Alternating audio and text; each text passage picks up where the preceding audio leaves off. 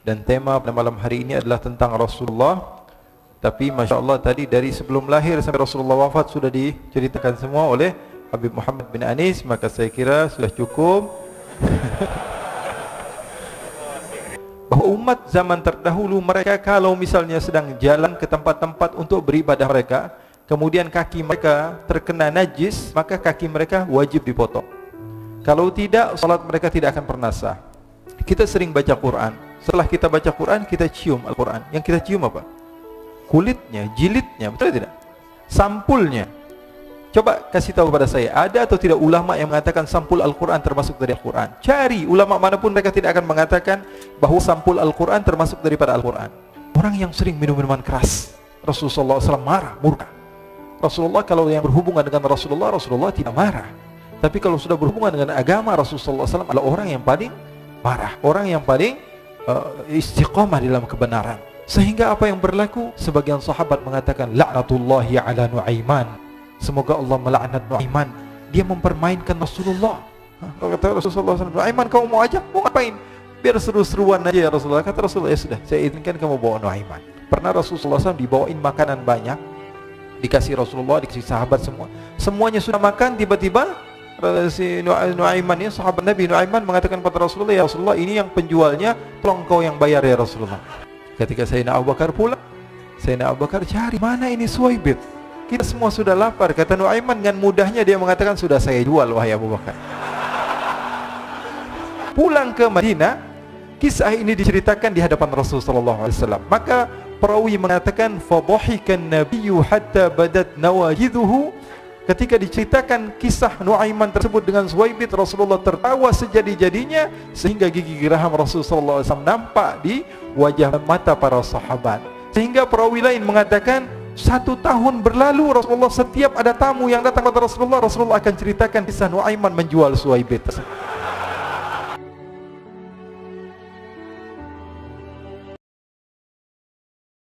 Assalamualaikum warahmatullahi wabarakatuh. Alhamdulillah wa sallallahu wa sallam wa baraka ala Rasulillah Muhammad ibn Abdullah wa ala alihi wa sahbihi wa man walah. Wa la hawla wa la quwwata illa billah. Allahumma inni a'udzu bika min 'ilmin la yanfa' wa 'amalin la yurfa' wa qalbin la yakhsha' wa du'a'in la yustajabu laha. Wa salli Allahumma bi jamalika wa jalalika ala sayyidina Muhammadin warzuqna kamalal mutaba'ati lahu zahiran wa batinan fi afiyatin wa salam. Walhamdulillahi rabbil alamin. Alhamdulillah, kita bersyukur kepada Allah Subhanahu wa ta'ala. Pada malam hari ini Allah Subhanahu wa ta'ala mengumpulkan kita di tempat yang mulia, di masjidnya Allah Subhanahu wa ta'ala. Di dalam sahih Nabi Muhammad sallallahu alaihi wasallam mengatakan, ahabbul biladi ilallahi masajiduha. Tempat-tempat yang paling Allah Subhanahu wa ta'ala cintai adalah masjid-masjidnya Allah. Dan sudah barang tentu bahawa sesungguhnya Allah tidaklah akan memberikan izin kepada sembarangan orang untuk memasuki tempat yang paling dicintai oleh Allah. Pasti Allah Subhanahu wa ta'ala akan memilih daripada makhluk-makhluk yang Allah Subhanahu wa ta'ala berikan kecintaan kepada makhluk tersebut, sehingga dia mampu untuk memasuki tempat yang paling dicintai oleh Allah. Maka sebagaimana yang dikatakan Habib Muhammad tadi, kita harus banyak husnudzan kepada Allah Subhanahu wa ta'ala dan yakin bahawa kita ini adalah makhluk yang dicintai oleh Allah. Allah masih izinkan kaki kita melangkah di tempat-tempat yang baik. Allah masih kasih izin kepada lisan kita untuk mampu memanggil nama Allah, menyeru nama Allah Subhanahu wa ta'ala. Karena sebagian orang mungkin Allah Subhanahu wa ta'ala haramkan lisan mereka untuk bisa memanggil nama Allah.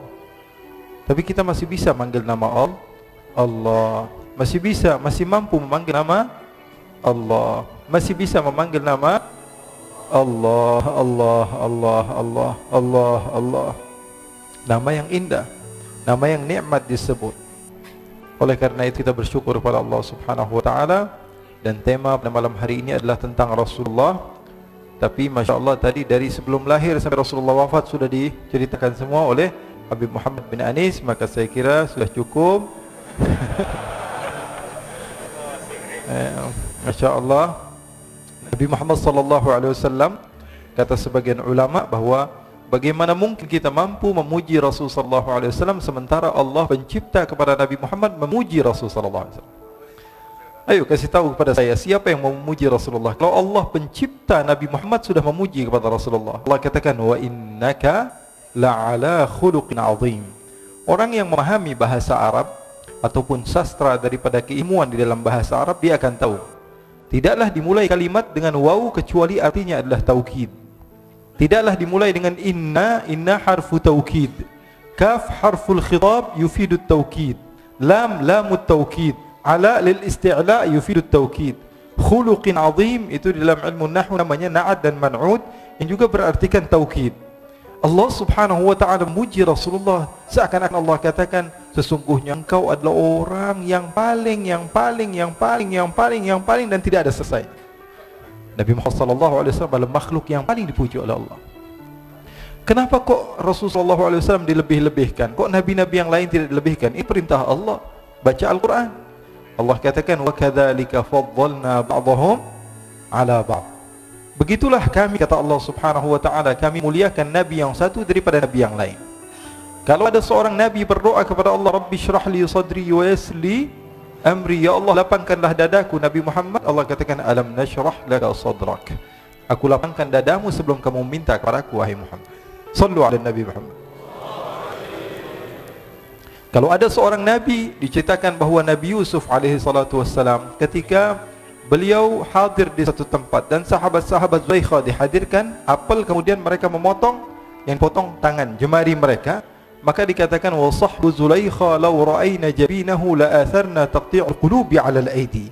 Katanya kalau yang nampak, yang hadir itulah Nabi Muhammad, bukan Nabi Yusuf, apa yang akan terjadi?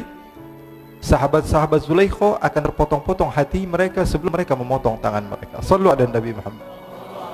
Kalau ada seorang nabi yang berdoa kepada Allah, mengatakan, aini anzur ilaik, baca dalam Al-Quran, seorang nabi meminta kepada Allah, ya Allah perlihatkanlah kepada saya wujudmu ya Allah. Arini anzur ilaik, apa jawaban Allah? Lan tarani walakin anzur ilal jabali fa in istaqarra makanahu fasawfa tarani. Allah Subhanahu wa ta'ala katakan, tidak wahai Musa, kamu tidak akan pernah mampu melihat kepadaku. Tapi seorang nabi yang Allah Subhanahu wa ta'ala mi'rajkan, Allah jumpakan dengan Allah Subhanahu wa ta'ala, dia masih belum yakin, apa benar saya tadi melihat Allah? Kalau Musa saja nabi yang agung, nabi yang hebat, nabi yang mulia, tidak mampu melihat kepada Allah, apakah saya mampu melihat kepada Allah? Allah turunkan ayat Al-Quran. Allah katakan kepada Nabi Muhammad sallallahu alaihi wasallam, ma kadzabal fuadu ma ra'a, sesungguhnya tidak berdusta, apa yang kamu lihat itu adalah benar-benar Allah Subhanahu wa ta'ala. Sallu ala Nabi Muhammad. Dikatakan oleh ulama, wala in qabalta lafzata lan tarani bima kadzabal fuadu fahimta ma'na. Kalau kamu mau membandingkan ada dua ayat, ayat lan tarani dengan ayat ma kadzabal fuadu ma ra'a, maka cukup bagi kamu mengetahui derajat Nabi Muhammad sallallahu alaihi wasallam begitu tinggi. Beliau Habib Muhammad tadi menceritakan kepada kita bahawa kita ini mulia menjadi umat Rasul sallallahu alaihi wasallam. Betul atau tidak? Kemuliaan ini kita tidak akan pernah tahu kecuali kalau kita membaca, dan kita tidak pernah merasa kecuali ketika kita tahu. Terkadang sebagian orang dia tidak merasa dirinya mulia. Kenapa? Karena dia tidak tahu dia orang yang mulia. Mutiara dia letakkan di jalanan, karena dia tidak mengenal, maka dia akan menyamakan antara bebatuan biasa, kerikil dengan emas. Bagi dia tidak ada bedanya. Kenapa? Karena dia tidak tahu. Dan kalau kamu mau membaca hadis-hadis Rasul sallallahu alaihi wasallam, kamu akan dapati bahwa umat-umat terdahulu berbeda dengan umat sekarang, umat Rasul sallallahu alaihi wasallam. Kalau umat Nabi Musa, dikatakan di dalam hadis Rasul sallallahu alaihi wasallam bahwa umat zaman terdahulu mereka kalau misalnya sedang jalan ke tempat-tempat untuk beribadah mereka, kemudian kaki mereka terkena najis, maka kaki mereka wajib dipotong. Kalau tidak, salat mereka tidak akan pernah sah. Kalau di baju mereka terdapat najis, maka baju mereka wajib dipotong. Baju tersebut sudah tidak boleh lagi digunakan. Tapi umat Rasul sallallahu alaihi wasallam hanya dibasuh saja. Kita tidak tahu kemuliaan ini. Kenapa? Karena kita tidak mau membaca. Padahal Rasul sallallahu alaihi wasallam memberitahukan banyak hal, di antaranya perempuan-perempuan daripada umat-umat Nabi terdahulu, kalau mereka sedang datang bulan, kalau mereka sedang haid, apa yang dilakukan? Mereka harus dikunci satu kamar dan mata mereka, wajah mereka tidak boleh dipandang oleh laki-laki, walaupun suami sendiri. Tapi umat Rasul sallallahu alaihi wasallam, Rasulullah katakan, isna'u kulla syai'in illa nikah, kata Rasulullah. Lakukan segala sesuatu apapun yang kamu mau kecuali berhubungan suami istri. Jadi umat Rasulullah SAW begitu mulia, begitu hebat. Tapi terkadang kita tidak mengetahui kehebatan tersebut. Kenapa?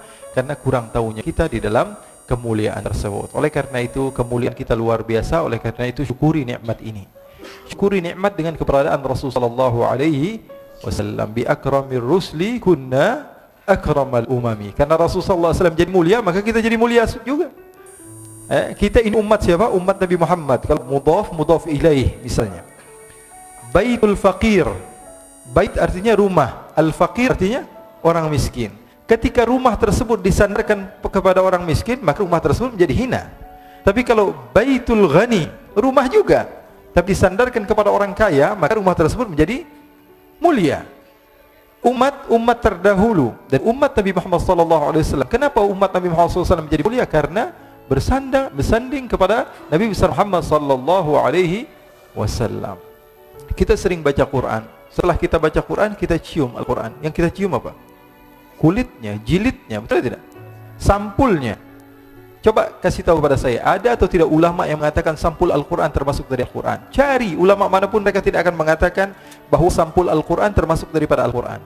Al-Quran itu ya dari pertama tadi, Bismillahirrahmanirrahim sampai Qul a'udzu birabbin nas. Sampul Al-Quran termasuk Quran atau bukan? Bukan termasuk Al-Quran. Tapi kenapa kok kita setelah membaca Al-Quran kita tutup, kita cium sampul Al-Quran? Kenapa? Karena dia mulia, karena dekat dengan hal yang mulia. Sallu ala Nabi Muhammad. Oleh karena itu ikhwani, akhwati, dimanapun kalian berada, yang menonton juga ini di alam nyata dan dalam gaib, jadi kita tidak akan pernah tahu kemuliaan kita kecuali setelah kita mengenal siapa diri kita. Oleh karena itu kita syukuri nikmat ini, dan insyaallah Allah Subhanahu wa taala berikan kepada kita keistiqomahan di dalam berjuang di jalan Allah Subhanahu wa taala. Allah Subhanahu wa taala janjikan kepada kita bahwa kita pasti akan mendapatkan kemuliaan. Allah katakan innamal izzatu lillahi wa lirasulihi wa lil mu'minin. Kemuliaan itu milik Allah, milik Rasulnya dan milik mukmin. Memang betul Allah janjikan nanti kita akan menjadi makhluk Allah Subhanahu wa taala yang paling berjaya. Tapi pertanyaannya, apakah kita ikut andil dalam kejayaan Islam? Islam pasti akan dimuliakan oleh Allah, pasti. Tapi pertanyaannya, apakah kita ikut andil dalam kemuliaan Islam atau tidak? Oleh karena itu kita meminta kepada Allah Subhanahu wa taala supaya kita menjadi orang yang istiqamah dengan berkat Nabi besar Muhammad sallallahu alaihi wasallam. Ikhwani, segala sesuatu kalau berhubungan dengan Rasulullah maka akan menjadi mulia. Apapun itu. Bahkan maaf kalau kita baca sejarah Rasulullah SAW, ada sebagian orang yang hijrah dari tempat yang jauh. Contohnya daripada Habasyah, ada seorang yang bernama Bilal. Sampai sekarang namanya disebut di mana-mana. Semua orang mengenal beliau. Lebih hebat daripada siapapun di dunia ini. Sebagian orang mungkin terkenal 10 tahun, 20 tahun, 30 tahun, hilang ceritanya. Sehebat-hebatnya orang tersebut di masanya. Tapi Bilal bin Rabah, orang kampung, orang pelosok, orang pedalaman, akan tapi beliau masih dikenal karena apa? Karena menjadi sahabat Rasul sallallahu alaihi wasallam. Nabi Muhammad sallallahu alaihi wasallam apapun saja yang berhubungan dengan Rasul sallallahu alaihi wasallam akan menjadi mulia. Bahkan Allah Subhanahu wa taala ketika berbicara yang dibahas tentang Rasulullah, Allah Subhanahu wa taala bedakan cara berbicara Allah Subhanahu wa taala kepada Rasulullah, mengajarkan kepada kita bahwa Nabi Muhammad adalah makhluk yang paling mulia. Allah katakan kalau memanggil Nabi Musa ya Musa, memanggil Nabi Isa ya Isa, memanggil Nabi Nuh ya Nuh, memanggil Nabi Ibrahim ya Ibrahim, memanggil Nabi Adam ya Adam uskun anta wa zawjukal jannata, memanggil Nabi Isa ya Isa inni mutawaffika wa rafi'uka ilai, memanggil Nabi Muhammad. Apakah ada kalimat ya Muhammad di dalam Al-Quran? Coba beritahukan kepada saya. Coba sekarang buka Al-Quran, cari satu saja kalimat Allah memanggil nama Nabi Muhammad dengan nama ya Muhammad. Ada atau tidak? Tidak. Semua dengan laqab ya ayyuhan nabiyyu, ya ayyuhar rasulu, ya ayyuhal muzammil, ya ayyuhal mudaththir. Allah Subhanahu wa taala panggil nama Nabi besar Muhammad sallallahu alaihi wasallam dengan nama-nama yang agung. Bahkan Allah Subhanahu wa taala letakkan kalimat-kalimat seperti taukid tadi. Ketika Rasul sallallahu alaihi wasallam ingin dipindahkan kiblat yang dari Baitul Maqdis menuju Makkah, menuju Ka'bah, Allah Subhanahu wa taala kabulkan kepada Rasulullah sebelum Rasulullah meminta. Allah katakan qad nara taqalluba wajhika fis samai fala nuwalliyannaka qiblatan tardaha. Fa lagi dimulai, lam taukid lagi, Nun nuwalliyannaka tauqid thaqilah lagi. Kaf harful khitab lagi. Jadi artinya apa? Allah Subhanahu wa taala mengistimewakan Rasul sallallahu alaihi wasallam. Kenapa? Karena Allah Subhanahu wa taala pilih Nabi Muhammad sebagai uswah. Allah katakan Nabi Muhammad adalah apa? Uswah. Kalau di dalam bahasa Arab sebenarnya orang yang diikuti itu qudwah. Qudwah itu apa? Orang yang diikuti. Contohnya dalam fiqih mungkin kita baca syurutul qudwah.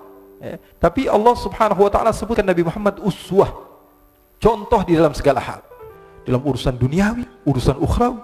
Nabi yang berjumpa dengan Allah, Mi'raj, berjumpa dengan Allah. Kalau kita masuk ke istana negara atau masuk ke tempat yang mulia, menurut kita pulang-pulangnya udah belagu. Kita sudah update, kita sudah kasih tahu semua orang.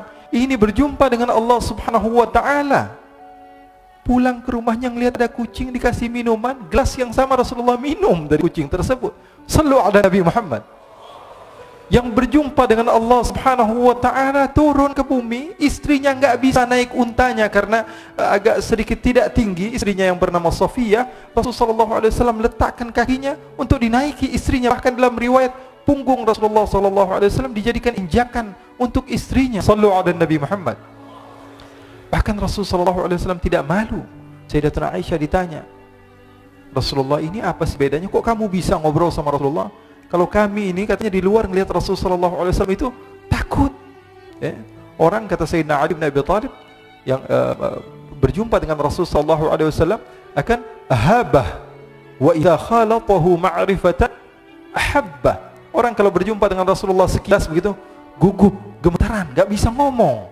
Bahkan katanya sebagian sahabat itu udah dicatat nih mau ngomong apa. Di depan Rasulullah sallallahu alaihi wasallam enggak bisa ngomong. Sampai seorang perempuan ketika ditanya kepada Rasulullah, "Alaki hajat? Kamu punya hajat kepada saya?" Dia mengatakan, enggak bisa ngomong. Dia enggak bisa ngomong. Kata Rasulullah, "Ya miskinah, alaiki bis sakinah." Wahai orang perempuan yang aku kasihan kepadamu, tenang saja. Saya ini tidak ada beda dengan kamu. Saya ini adalah apa? Anak daripada seorang perempuan yang makan dendeng, kata Rasulullah. Dendeng apa dendeng itu namanya? Dendeng. Makan daging, kata Rasulullah. Tidak ada bedanya.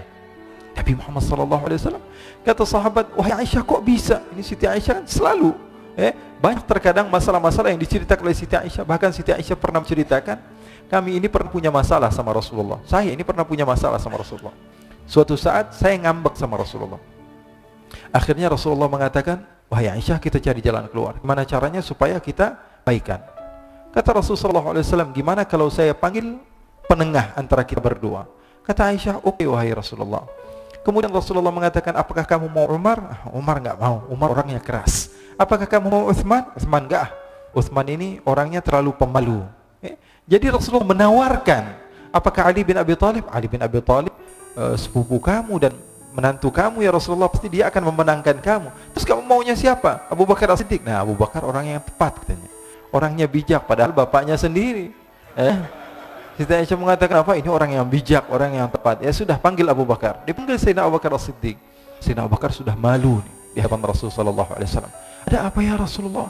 Kata Rasulullah sallallahu alaihi wasallam, "Wahai Abu Bakar, saya memanggil kamu ke tempat ini untuk menjadi penengah antara saya dengan Aisyah. Karena saya memiliki masalah, kamu bukan sahabat saya dan kamu bukan ayah daripada Aisyah. Sekarang kamu sebagai penengah antara masalah kami berdua." Kata Sayyidina Abu Bakar, "Oke ya Rasulullah."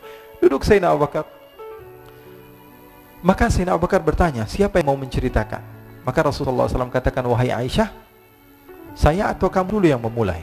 Maka Sayyidatuna Aisyah mengatakan, "Kamu dulu yang memulai ya Rasulullah, tapi tolong jangan berdusta." Sayyidatuna Aisyah mengatakan hal yang sedemikian rupa, "Kamu saja ya Rasulullah yang berkata dahuluan, tak akan, tapi tolong jangan dusta." Sayyidina Abu Bakar berdiri marah, langsung mau memukul Sayyidina Abu Bakar. "Masa Rasulullah kamu katakan pendusta? Masa Rasulullah kamu katakan berbohong?" Ketika mau ditampar oleh Sayyidina Abu Bakar, ditahan oleh Rasulullah SAW. Kata Rasulullah, "Aku memanggil kamu ke sini bukan untuk memukul istri saya, tapi saya memanggil kamu ke sini untuk menyelesaikan masalah saya dan Aisyah." Maka larilah Sayyidina Abu Bakar, disuruh pulang oleh Rasulullah SAW. Lalu Sayyidatuna Aisyah memeluk Rasulullah dan mengatakan, Rasulullah SAW katakan pada Sayyidatuna Aisyah, "Kamu lihat betapa hebatnya suami kamu menyelamatkan kamu dari musuh kamu." Sehingga Sayyidatuna Aisyah malu dan mendekat kepada Rasulullah SAW. Ikhwani, Rasulullah SAW kehidupannya seperti kita, tidak ada beda. Jadi jangan kira bahwa sungguhnya kehidupan Rasulullah SAW ketika itu hanya khusyuk dalam ibadah saja. Tidak, Rasulullah SAW hidup dengan kesenangan, hidup dengan keharmonisan, hidup dengan apa? Hidup dengan canda, tawa. Rasulullah SAW didatangi seorang perempuan bawa air. Ya Rasulullah, tolong doakan suami saya sedang sakit ya Rasulullah. Kata Rasulullah, siapa suami kamu? Suami saya Jabir bin Abdullah. Oh, yang matanya ada hitamnya ya, kata Rasulullah. Bingung istrinya. Ada hitamnya atau tidak? Coba, kata Rasulullah, kamu pulang dulu, kamu lihat ada hitamnya atau tidak. Pulang dia, ditanya sama suaminya, sudah dapat doa dari Rasulullah? Rasulullah tanya, mata kamu ada hitamnya atau tidak? Maka kata Jabir bin Abdullah, dia mengatakan semua mata pasti ada hitamnya. Akhirnya dia pun pulang ke Rasulullah SAW dan mengatakan, ya Rasulullah, suami saya matanya ada hitamnya. Sehingga Rasulullah SAW tersenyum. Rasulullah SAW pernah didatangi seorang wanita, kemudian Rasulullah datang ke rumah Siti Aisyah. Ketika itu Siti Aisyah sedang duduk sama nenek yang sudah tua. Kata Rasulullah SAW, wahai Aisyah, siapa itu? Ini sahabat saya Rasulullah, sering duduk sini ngumpul sama saya, kata Siti Aisyah. Kata Rasulullah SAW, kasih tahu dia nggak bakalan masuk surga. Dikasih tahu sama Siti Aisyah, nangis ini nenek ini. Akhirnya pulang ke rumahnya nangis terus menerus setiap hari, sehingga dia tidak pernah datang lagi ke rumah Siti Aisyah. Rasulullah tanya, mana nenek-nenek yang biasa duduk sama kamu wahai Aisyah? Sekarang sudah selalu nangis ya Rasulullah. Kenapa? Karena dia dikatakan oleh engkau, ma yantiqu anil hawa in huwa illa yuha. Nabi Muhammad tidak mungkin berdusta. Nenek ini yakin dia tidak akan pernah masuk surga. Maka Rasulullah SAW tersenyum dan mengatakan, wahai Aisyah, bukan itu yang kumaksud. Nanti kalau dia masuk surga, dia berubah, nggak jadi nenek-nenek lagi. Di surga tidak ada nenek-nenek, kata Rasulullah SAW. Ini riwayatnya sahih. Bahkan, ikhwani, diriwayatkan oleh Imam Ahmad bin Hanbal dalam musnadnya bahwa ada seorang laki-laki yang bernama Nuaiman. Ini Nuaiman, di kehidupan Rasulullah SAW ada orang yang seperti itu gitu. Orang yang sering minum minuman keras. Rasulullah SAW marah, murka. Rasulullah kalau yang berhubungan dengan Rasulullah tidak marah. Tapi kalau sudah berhubungan dengan agama, Rasulullah SAW adalah orang yang paling marah, orang yang paling istiqamah dalam kebenaran. Maka Rasulullah panggil Nuaiman, apa yang kau lakukan? Dia katakan, aku minum minuman keras ya Rasulullah. Rasulullah cambuk dia. Kemudian dia bertobat kepada Allah. Kemudian ketahuan lagi minum.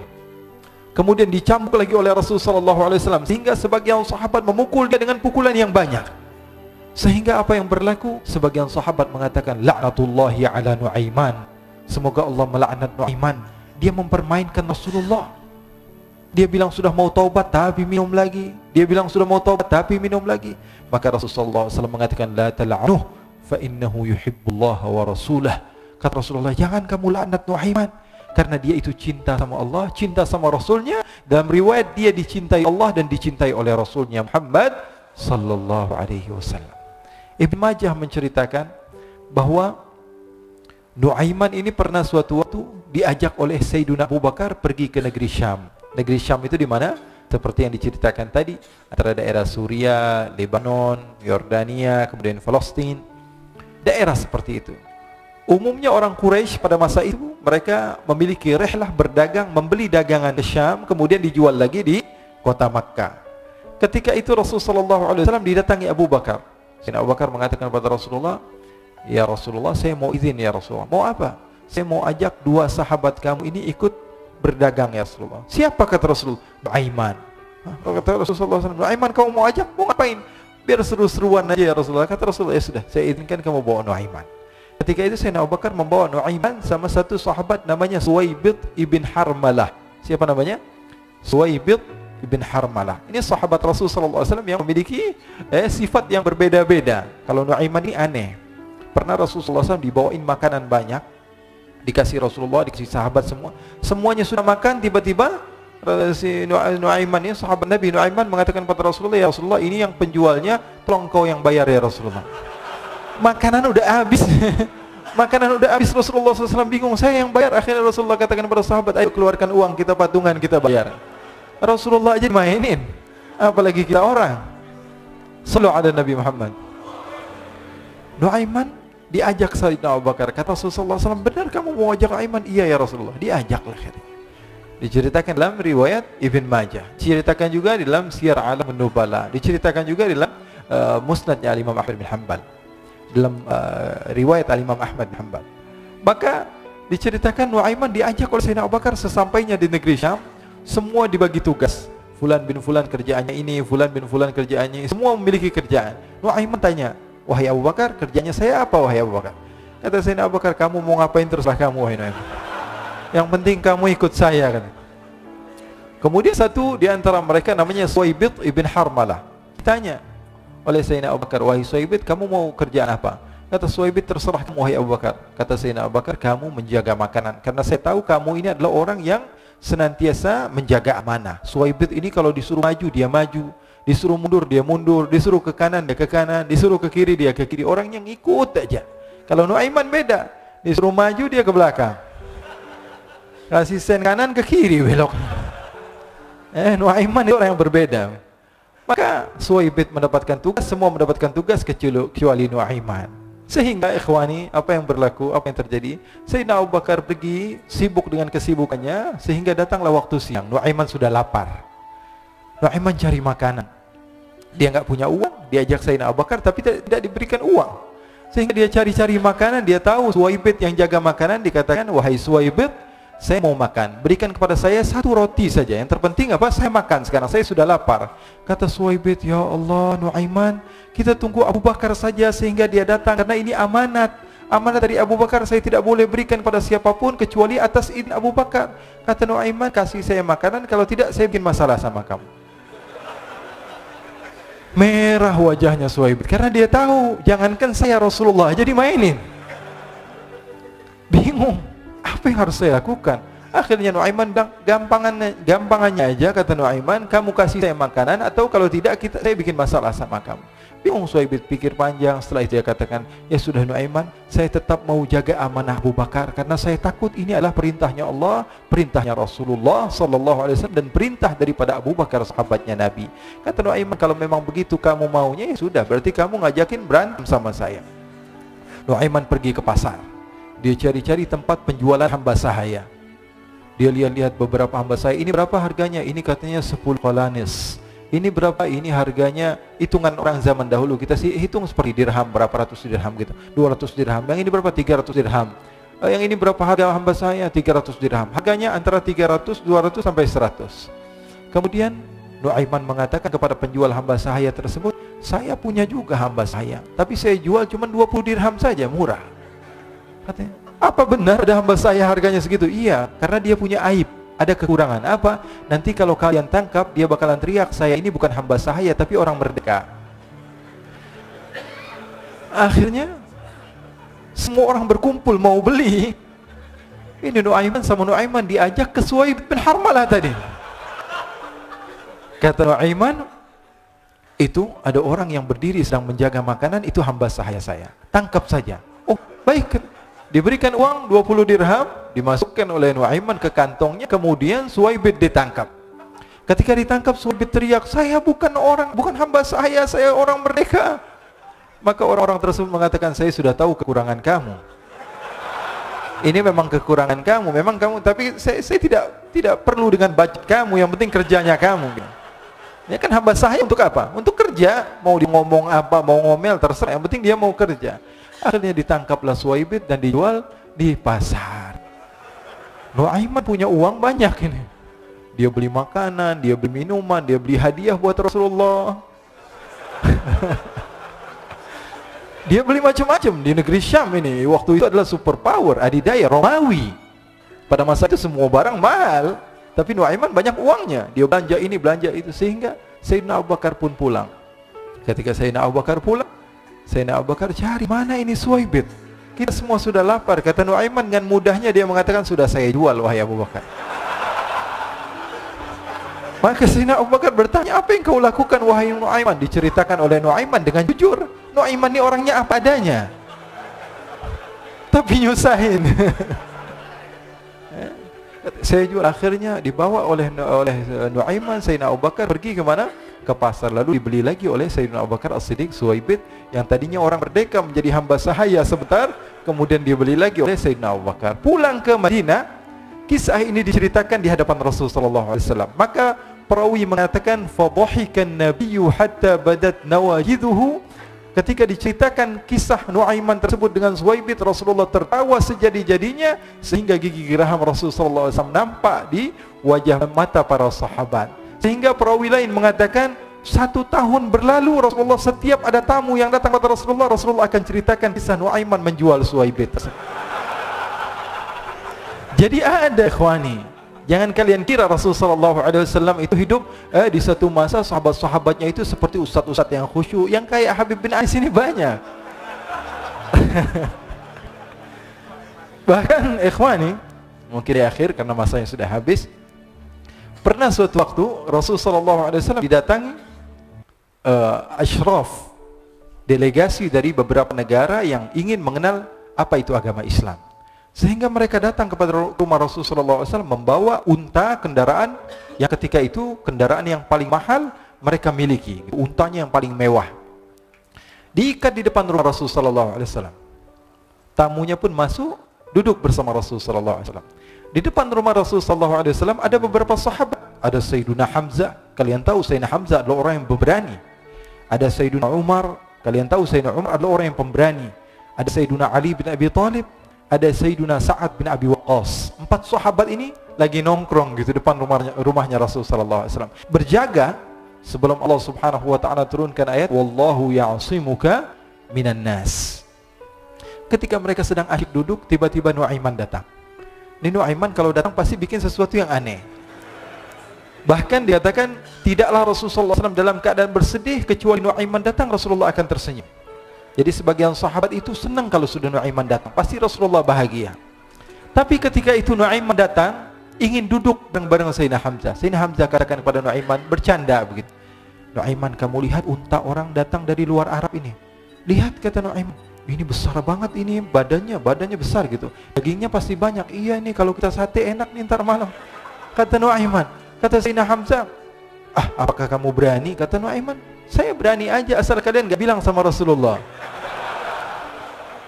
Kata Sayyidina Hamzah, benar wahai Nuaiman, benar. Akhirnya Sayyidina Hamzah lupa masalah itu, cuma bercanda saja. Sayyidina Hamzah lagi asik sama Sayyidina Umar, Sayyidina Ali. Tiba-tiba apa? Ternyata ketika dia melihat unta tersebut sudah pisah antara kepala sama badannya. Nuaiman mengatakan, wahai Hamzah, ini unta saya sudah potong, saya mau pergi sebentar, kalau Rasulullah cari saya, tolong jangan beritahu di mana saya. Nanti kalau keadaan sudah aman, mari kita nyate bareng-bareng. Ini ada yang seperti itu di zaman Rasulullah SAW. Maka dia pun berlari dan berlari mencari satu tempat supaya Rasulullah SAW dia selamat daripada Rasulullah SAW. Sehingga Sayyidina Hamzah bingung, ini kalau Rasulullah keluar gimana? Ada Hamzah Asadullah, ada Ali bin Abi Thalib, ada Umar, gak bisa jaga kendaraan tamunya Rasulullah sallallahu alaihi wasallam. Akhirnya benar apa yang terjadi, ikhwani. Rasul sallallahu alaihi wasallam tamunya mau pulang. Ketika dia buka pintu tamu melihat apa? Untanya sudah begitu, maka teriak, "Wa naqatah, unta kami wahai Muhammad. Baru mau kenal Islam, unta kami, kendaraan kami sudah dibunuh." Rasulullah SAW lihat Sayyidina Hamzah, lihat Sayyidina Ali. Mereka nggak bisa ngomong, mereka hanya bilang apa? Nuaiman ya Rasulullah.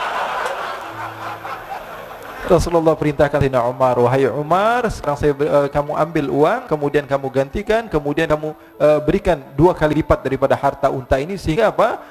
Agama Islam tidak didengar dengan sesuatu yang tidak baik di luar sana. Akhirnya diberikan harta, diberikan unta yang baru dan diberikan harta yang lebih untuk orang tersebut, sehingga orang tersebut tidak menjelek-jelekan agama Islam. Kata Rasulullah SAW, dan sekarang waktunya kita balas dendam sama Nuaiman.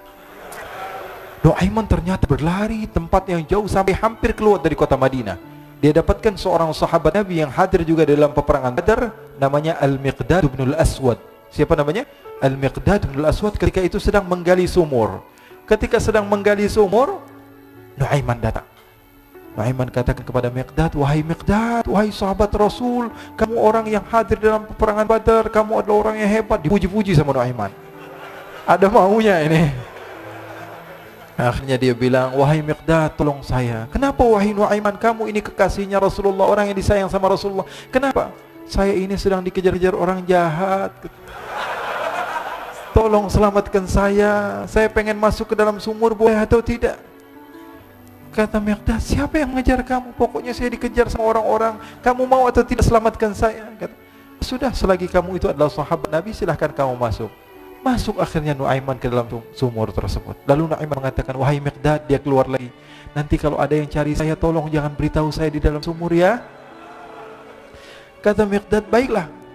Kata Nuaiman, siapapun yang bertanya tentang saya, kamu tidak akan kasih tahu. Iya, kata. Walaupun Rasulullah yang tanya saya.